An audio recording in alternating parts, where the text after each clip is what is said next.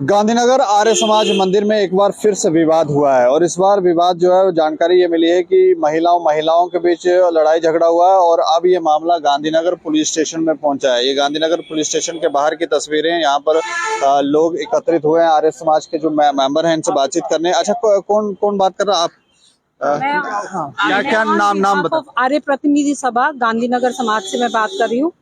हम पिछले 6-8 महीने से आना शुरू हुए आर्य समाज में।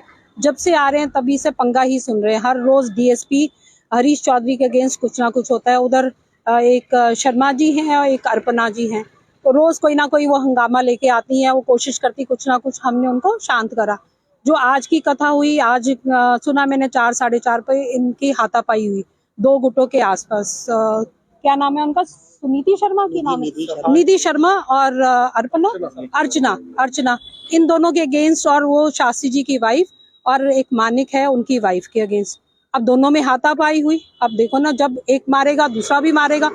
अब 2 गुटों में लड़ाई हुई, या तो दोनों गुटों को अंदर करो।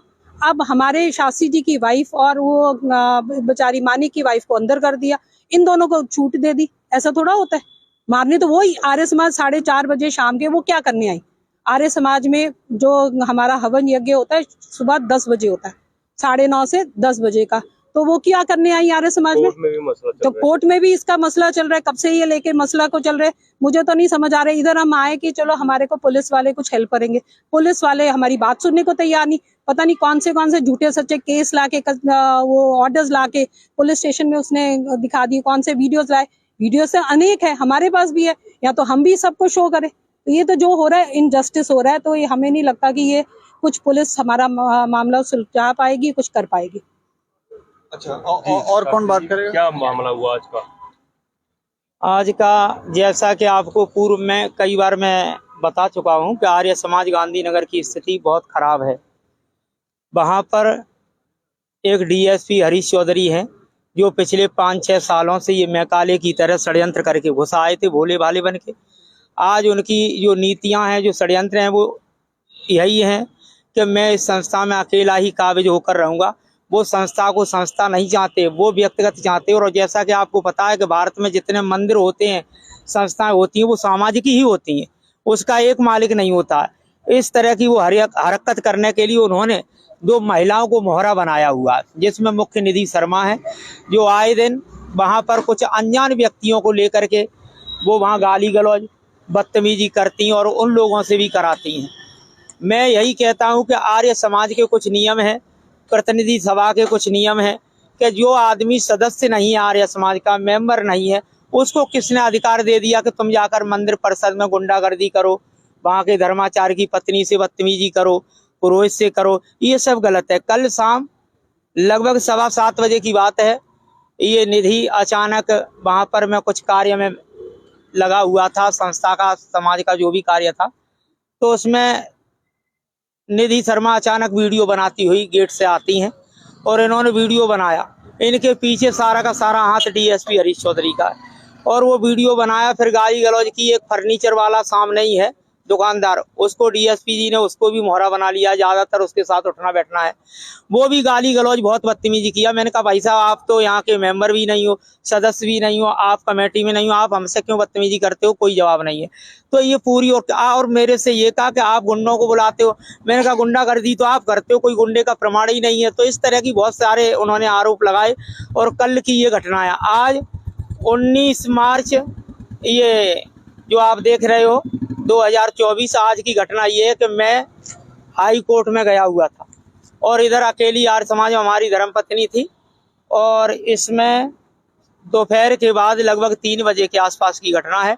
निधि शर्मा और अर्चना शर्मा अचानक आकर के इन्होंने कार्यालय का ताला तोड़ दिया।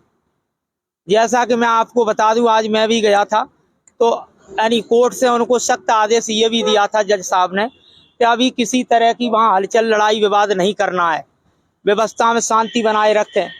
हमारे यानी जो वकील साहब है, उन्होंने जज साहब के सामने रखा कि कल निधि शर्मा कुछ ऐसे व्यक्तियों को लेकर के वहाँ गाली गलौज की है, तो जज साहब ने सख्त मना किया कि इस तरह की लड़ाई झगड़ा बिल्कुल नहीं करना किसी तरह की।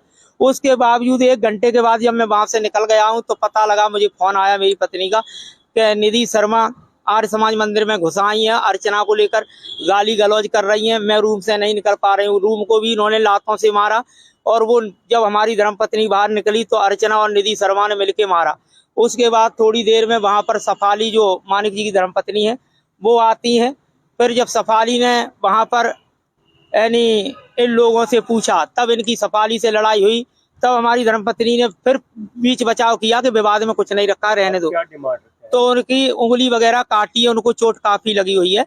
लेकिन अब मुझे दुख इस बात का है, रक्षक ही बच्चक, प्रशासन में कानूनन कोई यहाँ पर कार्रवाई हमारा प्रशासन सुनता नहीं है। क्यों कि हमने डीआईजी, आईजी, एसएसपी सभी को हमने दुष्ट षड्यंत्रकारी डीएसपी हरीश चौधरी के षड्यंत्रों के बारे में बता दिया है पत्रों के द्वारा, जिसके प्रूफ हैं। और आज से साल भर पहले लगभग अनुमान से मैंने पत्र जो भेजे उसमें स्पष्ट लिखा था कि महोदय ये दुष्ट षड्यंत्रकारी है, ये मुझे डर है कि ये कभी किसी महिलाओं को मोहरा बनाकर हमें कहीं झूठे केसों में न फंसा दे। वो पत्रों की कॉपी भी है हमारे पास।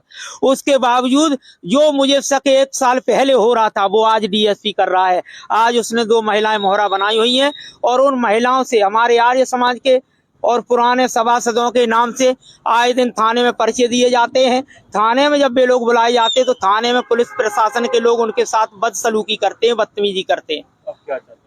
तो अब हम ये चाहते हैं कि न्याय प्रिय शासन न्याय का कार्य करे।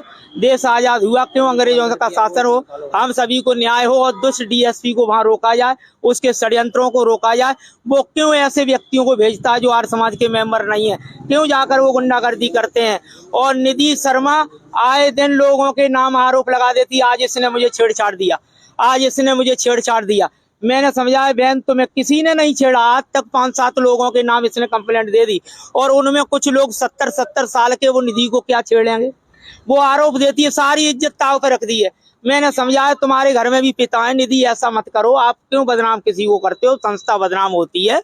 आप हर किसी के नाम पर्चा देते हो, पुलिस से फोन आते, आज फिर निधि को छेड़ दिया है। क्या आर्य समाज में ऐसे लोग हैं? आज की बात करो ना, वो अंदर किया उनको।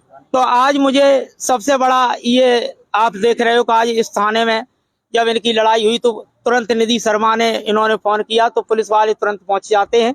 वहां पर पुलिस की गाड़ी आती है जिसमें वो चारों को लेकर आते हैं। अब यहाँ पर जो मुझे सुनने को मिला, जो भी व्यवहार हुआ, मैं खैर संत समाज में इस तरह का किसी का अनादर नहीं करता, लेकिन प्रशासन के लोग सम्मान करते हैं। आज मैंने रवैया कुछ देखा है कि हमारी पत्नी जिसकी मारपीट हुई है, बदतमीजी की है, सफारी की मारपीट हुई है, उनको प्रशासन अंदर थाने में बंद रखा जाएगा। मुझे ये सुनने को मिला पूरी रात उनको बंद रखा जाएगा। अरेस्ट किया उनको, अरेस्ट कर लिया है और उनको आज नहीं छोड़ा जाएगा, ऐसा भी मैंने पूछा तो मुझे बताया। और निधि शर्मा और जो अर्चना शर्मा जो कि कोर्ट में केस लगाया हुआ, उन्हें आदेश नहीं मिला है, उन्होंने ताले तोड़े लड़ाइयां मंदिर में आके की और उनको यहाँ से बरी कर दिया गया है। ये प्रशासन कर रहा है। ये की तरफ से जो कंप्लेंट दी गई थी वो अब एफआईआर लॉन्च नहीं हो रही है, उनकी तरफ से हो रही है, आप ये कह रहे हैं? उनकी तरफ से तो मुझे अभी एसएचओ साहब ने कहा है कि आपके एक एफआईआर दर्ज हो गई, आप भी अपना पर्चा दे दो, हम देख लेंगे, ऐसा बोला है। मतलब देख लेंगे, लेकिन रजिस्टर का कोई उम्मीद मुझे तो नहीं लग रही है। और अगर करते तो अच्छा। बाहर से कौन आया था? है जी, बाहर से कौन आया था? बाहर से जो आए थे निधि और अर्चना आए थे। उनकी कंप्लेंट सुनी जा रही है, जो अंदर थे उनकी सुनी जा रही है, अंदर वालों की नहीं सुनी जा रही। जो मंदिर के अंदर हैं उनकी नहीं सुनी जा रही है, लेकिन निधि और अर्चना की सुनी जा रही है। अच्छा, तो आप चाहते हैं कि उन लोगों के खिलाफ मामले दर्ज हों जो लोग ये षड्यंत्र रच रहे हैं? बिल्कुल कार्रवाई उनके साथ होना चाहिए, जो झूठे लोग हैं उन पर कठोर कार्रवाई हो और जो बनावटी फर्जी है उन पर कार्रवाई। आप देख रहे हो, मुझे दुख इस बात का है कि प्रशासन एक तरफा क्यों सुनता है, एक तरफा प्रशासन क्यों सुनता है। उनकी तो कोई दोष ही नहीं, हमारी धर्मपत्नी इतनी सीधी सरल है, आप देखें, उससे भी पूछना। तो इस तरह का ये सब हो रहा है। मैं चाहता हूं कि प्रशासन न्याय पक्ष होकर सुनवाई करे।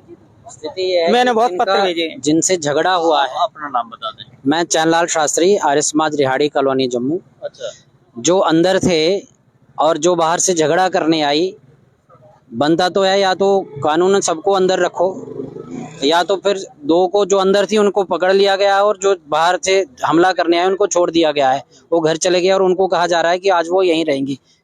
किस आधार पर यहाँ रहेंगी? महिलाओं को किस आधार पर यहाँ रखा जाएगा? मतलब कौन सी, यहाँ पुलिस स्टेशन की, वहाँ वुमेन सेल में? पुलिस स्टेशन में है, थाने में यही है ना, इसी थाने में है।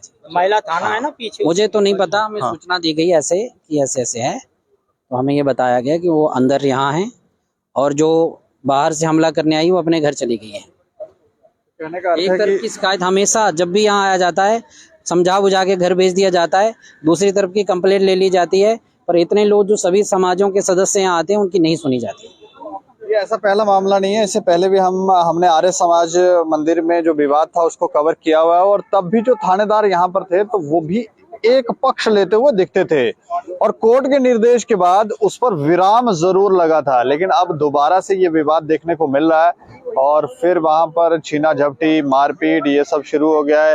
ताले तोड़ना शुरू हो गए हैं, ताले तोड़ते हैं, कोई वो लगा रहा है तो कोई ये लगा रहा है। अब ऐसा लगता है कि ये कोर्ट के भी निर्देश नहीं मान रहे हैं, लेकिन पुलिस की एक तरफा कार्रवाई से ये लोग परेशान है, आहत हैं। ये कह रहे हैं कि ये किस तरह का न्याय व्यवस्था है कि एक तरफा की तो सुन रहे हैं, वो भी उन लोगों की सुन रहे हैं जो बाहर से आए हैं। इस मामले को लेकर हमने थानेदार साहब से बात करने की कोशिश की थी, लेकिन थानेदार साहब शायद व्यस्त थे इसी मामले को लेकर। उन्होंने फोन पिक नहीं किया, क्या या कोई और कारण है वो हम नहीं जानते, लेकिन फोन पिक नहीं किया गया था। तो लोगों की मांग है कि दोनों तरफ की सुनवाई हो और जो दोषी है उसको दंड दिया जाए, ना कि सिर्फ एक तरफा बातचीत। और कोई अगर पुलिस का अधिकारी है, अगर वो फोन कर रहा है तो उसकी ज्यादा सुनवाई हो, ऐसा होना नहीं चाहिए था। इस मामले पर आप भी अपनी राय रखें और देख रहे हैं दैनिक समाचार। मुझे और मेरे सहयोगी राजीव गुप्ता को दें इजाजत। नमस्कार।